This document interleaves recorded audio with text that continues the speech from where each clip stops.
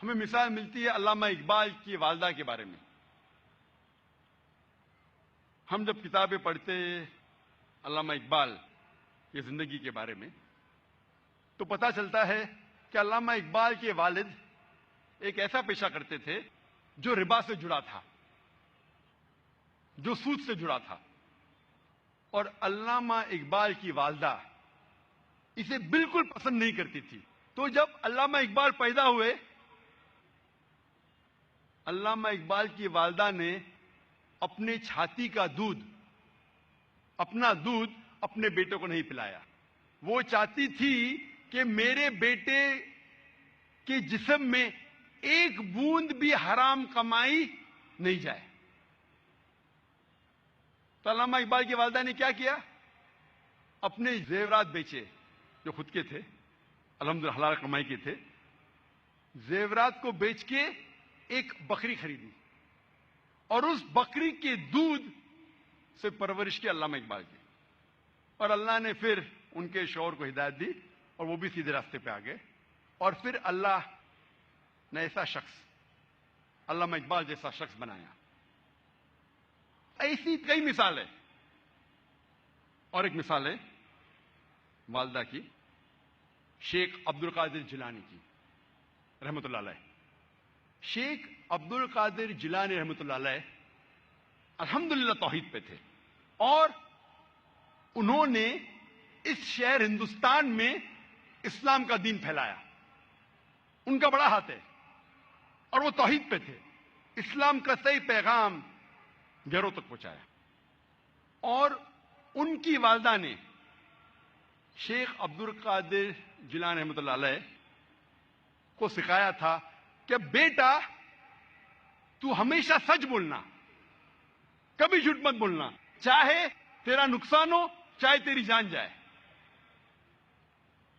ایک وقت جب شیخ عبد القادر جیلانی رحمۃ اللہ علیہ جب ایک سفر کر رہے تھے تو ان کی والدہ نے کچھ اشرفیاں ان کے کپڑے میں سی دی تاکہ وہ گم نہ جائے، تاکہ کوئی انہیں چوری نہ کرے. جب وہ سفر پہ نکلتے ہیں تو ایک ڈاکوؤں کا گروہ انہیں پکڑ لیتا ہے، اور جب جانچ پڑتال کرنے کے بعد کچھ پیسہ نہیں ملتا ہے. تو وہ ڈاکو کہتے ہیں شیخ عبد القادر جیلانی رحمۃ اللہ علیہ سے کہ تیرے پاس کچھ پیسے نہیں؟ انہوں نے کہا ہاں ہے، میری ماں نے میرے کپڑوں میں سی لی ہے. اور وہ جگہ دکھاتے ہیں.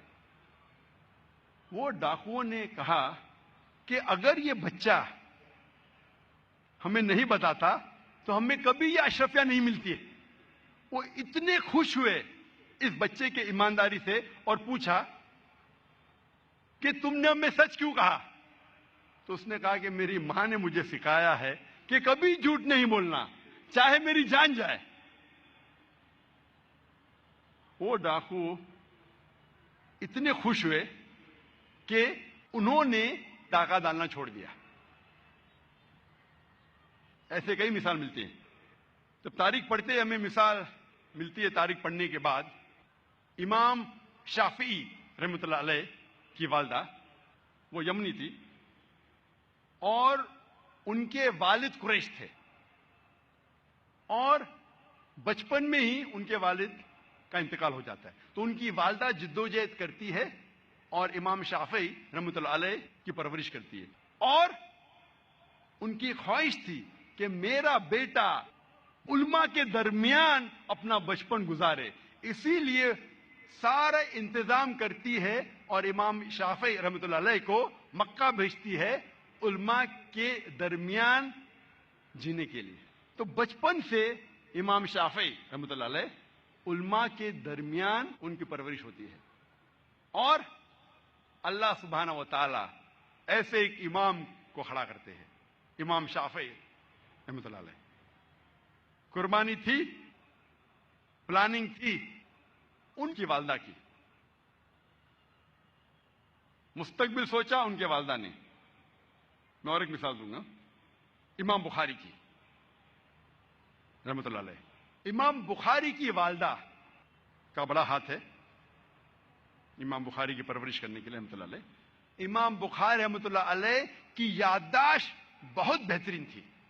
بہت پختہ تھے، لیکن افسوس کی بات ہے کہ بچپن میں ہی وہ اپنی آنکھ کی روشنی کھو دیتے ہیں۔ آنکھ کی روشنی کھونے کے بعد اس وقت کے سب سے بہترین ڈاکٹر کو دکھانے کے باوجود ان کی آنکھ کی روشنی نہیں آتی۔ اس کے بعد امام بخاری رحمۃ اللہ علیہ کی والدہ روز لگاتار اپنے رب، اپنے خالق اللہ سبحانہ و تعالی سے دعا کرتی ہے کہ میری بیٹی کی روشنی لوٹا دے۔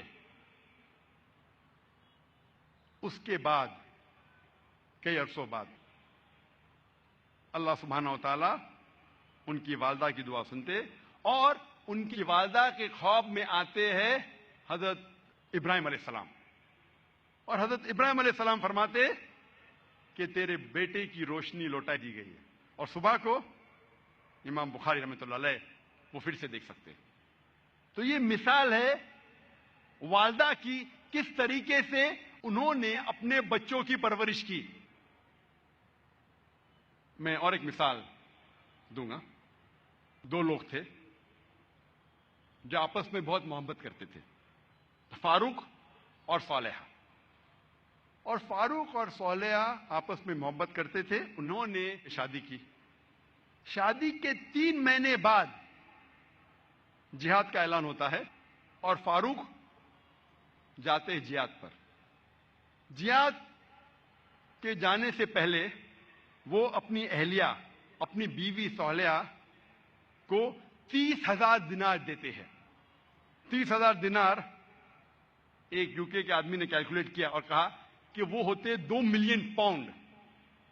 2 ملین پاؤنڈ کو میں تبدیل کروں گا روپیے میں، ہو جاتا ہے 15 کروڑ روپیے۔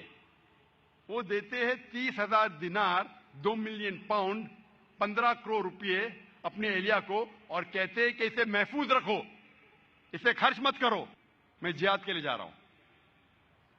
اور پھر وہ جہاد کے لیے جاتے ہیں اور کہتے ہیں کہ انشاءاللہ میں 3 مہینے میں واپس لوٹوں گا۔ ان کے جانے کے چند مہینے بعد ان کی اہلیہ صالحہ کو ایک بیٹا پیدا ہوتا ہے۔ 1 سال گزرنے کے بعد ان کے شوہر واپس نہیں آتے، 2 سال گزرنے کے بعد واپس نہیں آتے، 2.5 سال بعد ایک شخص آ کے کہتا ہے صالحہ سے کہ میں نے تمہارے شوہر فاروق کو دیکھا کہ وہ گر گئے اور وہ گھائل ہو گئے۔ پھر چند سال گزرتے ہیں، پھر بھی فاروق واپس نہیں آتے۔ تو اس کی اہلیہ سمجھتی ہے کہ میرے شوہر کا انتقال ہو گیا۔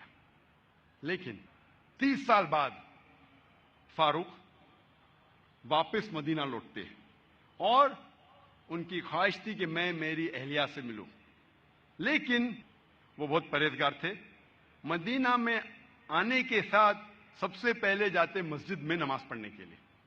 نماز پڑھنے کے بعد وہ دیکھتے ہیں کہ کئی علماء آپس میں علم کے بارے میں گفتگو کر رہے ہیں، اور ان میں سے ایک نوجوان، تقریباً 30 سال کا نوجوان جس کا نام تھا شیخ عبد الرحمان، وہ سب سے بہترین عالم تھا، وہ اس سے کافی متاثر ہوتے۔ پھر وہ جاتے ہیں اپنے گھر کی طرف۔ جب گھر میں داخل ہوتے ہیں تو اپنی بیوی صالحہ سے ملتے ہیں، وہ دونوں خوشی کے مارے رو پڑتے ہیں۔ اس کے بعد فاروق پوچھتا ہے کہ میرے 30,000 دینار تو محفوظ ہے نا، آپ نے اسے خرچ نہیں کیے؟ تو اس کی اہلیہ پوچھتی ہے آپ گھر آنے کے پہلے مسجد گئے تھے؟ ہاں بالکل صحیح، میں مسجد گیا تھا۔ وہاں آپ نے علماء کو دیکھا؟ ہاں میں دیکھا۔ کیسے؟ بہت اچھے۔ خوشی کی بات ہے کہ اس شہر میں ایسے علماء ہیں۔ تو اس کی اہلیہ اس سے پوچھتی ہے سب سے بہترین عالم آپ کو کون لگے؟ تو فاروق کہتے سب سے بہترین عالم تھے شیخ عبد الرحمان۔ تو اس کی اہلیہ پوچھتی ہے کہ اگر اللہ آپ کو شیخ عبد الرحمان جیسا علم دے تو آپ کتنا خرچہ کر سکتے اس علم کے لیے؟ تو فاروق کہتا ہے یہ سارے 30,000 دینار میں خرچ کر سکتا ہوں ایسا علم حاصل کرنے کے لیے۔ پھر اس کی بیوی پوچھتی ہے کہ اگر آپ کا بیٹا ہو، اسے ایسا عالم بنانے کے لیے آپ کتنا خرچ کریں گے؟ تو فاروق کہتے میں 30,000 دینار سے زیادہ خرچہ کر سکتا ہوں، 15 کروڑ روپے سے زیادہ خرچہ کر سکتا ہوں اپنے بیٹے کو شیخ عبد الرحمان بنانے کے لیے۔ تو اس کی اہلیہ کہتی ہے آپ کے جانے کے بعد مجھے ایک بیٹا پیدا ہوا اور یہ شیخ عبد الرحمان آپ کا بیٹا ہے، اور آپ کے 30,000 دینار میں نے خرچ کیے اس کو عالم بنانے کے لیے۔ آپ سوچ سکتے اس وقت بیٹے کو عالم بنانے کے لیے والدہ خرچہ کرتی ہے 30,000 دینار، 2 ملین پاؤنڈز، 15 کروڑ روپے۔ آج کون سا مسلمان اپنے بیٹے کو عالم بنانے کے لیے 15 کروڑ روپیہ خرچہ کرنے کو تیار ہے؟ ہاں، ڈاکٹر بنانے کے لیے نو پرابلم، ڈونیشن دیں گے، رشوت دیں گے، 10 لاکھ، 15 لاکھ، 20 لاکھ، 50 لاکھ، 1 کروڑ ڈاکٹر۔ امریکہ بھیجنے کے لیے میرا بیٹا امریکہ میں پڑھ رہا ہے، 2 کروڑ خرچہ کریں گے، 3 کروڑ خرچہ کریں گے۔ کیوں؟ بیٹا امریکہ میں پڑھ رہا ہے، سٹیٹس۔ میں یہ جاننا چاہتا ہوں کہ کتنے مسلمان اپنے بیٹے کو عالم بنانے کے لیے 15 کروڑ خرچہ کریں گے؟ گنتی کے آپ کو ملیں گے انگلیوں پہ، ہے الحمدللہ۔